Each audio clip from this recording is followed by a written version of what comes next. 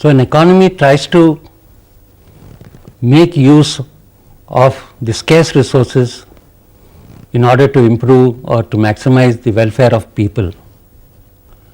And in so doing, it has to also try to discuss about what are the methods of production, because when resources are scarce, they are not only scarce for consumption, but they are scarce for even production.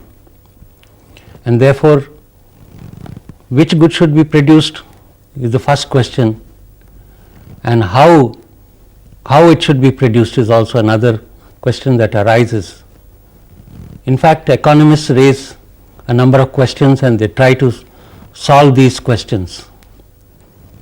In addition to which method should be used to produce a good or a commodity, we also have to discuss for whom it has to be produced.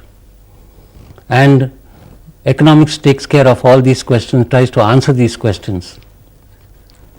In addition to this, even economics tries to analyze the interaction between people, how different people and firm interact with each other, and how the prices are fixed in a market. It also discusses about various aspects like how many people are employed in an economy, how do they earn their money, what do they do with their money, what they buy, how much they save, how they invest their incomes, and so on. And therefore, economics deals with these different aspects. In other words, economics deals with how a society manages its scarce resources. And therefore, let us discuss a little bit more in detail about the contents of economics. Basically, economics consists of two problems: scarcity and choice.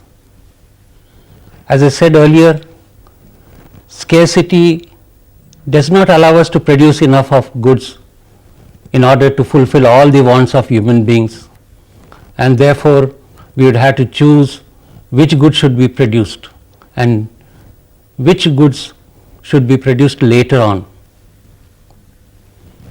In other words, if we choose to produce some good with a resource, to that extent we cannot produce another good.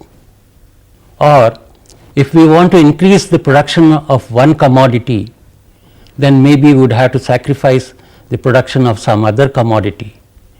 And therefore, a choice has to be made as to which good has to be produced, because in the long run, resources can be expanded, some resources can be expanded, but in the short period, these resources become a bottleneck, and therefore, we'd have to see how best we could use these scarce resources, because there's a cost.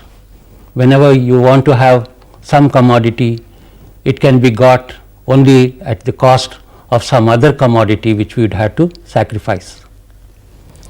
Now, in addition to this, there is also a problem of choice, because human beings have so many wants and they have to decide which choice or which want to satisfy immediately and which want can be postponed for the future. In fact, there would be no necessity for the study of economics if resources were not scarce, and therefore the management of these scarce resources is the most important thing that leads to the study of economics.